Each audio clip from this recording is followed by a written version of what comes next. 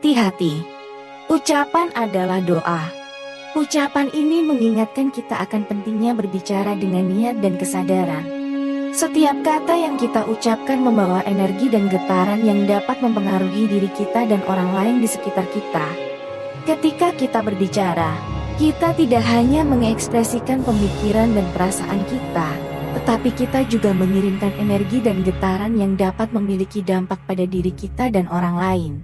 Jika kita berbicara dengan kemarahan, ketidaksenangan, atau negativitas, kita mengirimkan pesan yang dapat menciptakan lebih banyak hal negatif dalam hidup kita.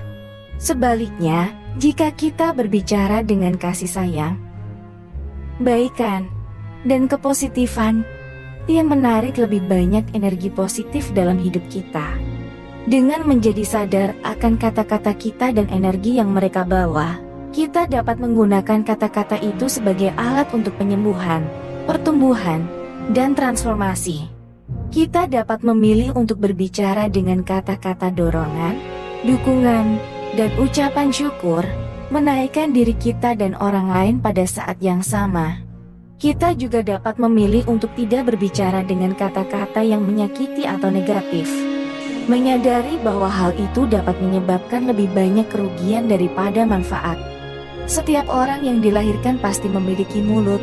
Mulut memiliki peran dan kelebihan, secara khusus mulut mempunyai fungsi utama dalam berbicara.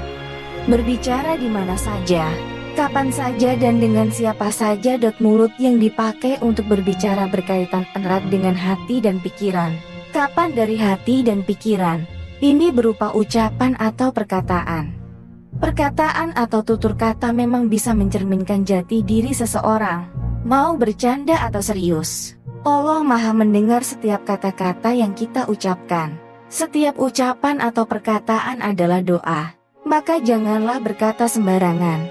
Berkatalah yang baik agar selalu datang kebaikan. Ucapan atau perkataan pun bisa mewakili hati yang sombong atau hati yang merendah. Ucapan atau perkataan itu ada yang sifatnya membangun dan ada pula yang bersifat menjatuhkan. Ada yang manis dan ada yang pahit. Mungkin disadari atau tidak disadari kita pernah mengeluh pada diri sendiri. Aduh, hidup kok makin lama makin susah aja. Atau berbagai keluhan lainnya yang bersifat negatif. Terkadang ada juga orang tua yang tega menyumpahi anaknya sendiri dengan ucapan atau perkataan yang tidak bermanfaat. Maki, mencela, menghina, memfitnah, menghujat dan berkata kotor yang menyakitkan. Tanpa kita sadari ucapan negatif ini sama dengan memupuk kutukan pada diri sendiri ataupun orang lain. Tetapi biasanya orang terbiasa mengucapkan kata-kata negatif karena emosi, marah dan putus asa. Ucapan atau perkataan sembrono dan tak terpikirkan segala akibatnya akan menuai masalah baru. Berpikir sebelum berucap. Hati-hati dengan kata-kata, karena ucapan atau perkataan adalah doa. Rongga mulut manusia itu kecil tapi lebih luas dari samudra. Dari setiap ucapan negatif yang kita keluarkan, akan mengandung resiko yang sangat besar. Menjaga dan memelihara ucapan adalah tindakan bijak, demi kebaikan diri sendiri dan orang lain.